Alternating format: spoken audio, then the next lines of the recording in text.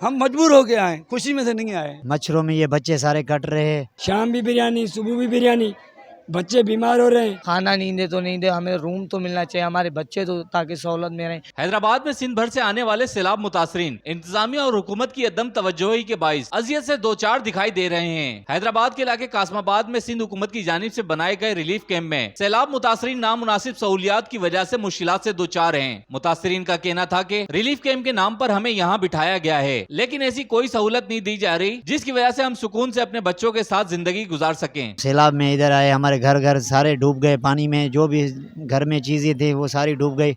हम बेघर हो गए, इधर आ गए। सरकार हमारी कोई भी मदद नहीं कर रही, हम बहुत परेशान में है। हफ्ता तकरीबन हमारे को इधर हो गया है, कोई भी ऐसी चीज़ नहीं मिल रही है। हमारे बच्चे परेशान हैं, समझा, कमरे नहीं मिल रहे हैं। स्कूल बराबर में दूसरा भी खाली पड़ा है, वो भी नहीं खोल रहे हैं। ये भी इधर कमरे इस स्कूल में भी है, वो भी नहीं खोल रहे। बहुत पानी बड़ा खड़ा हुआ है, हम कहाँ जाएं, हमारे घर ही डूब गए हैं। हम कह रहे हैं कि 1 महीने के लिए हमें कमरा दिए जाए, खाली 1 महीने के लिए। जब पानी चला जाएगा हम खुद ही चले जाएंगे, हम इधर कोई साल थोड़ी रहने आए। पानी नहीं आ रहा, दिन को बच्चे परेशान हैं, बाथरूम बंद हो गए हैं, वो भी कोई सहूलत नहीं दे रहे।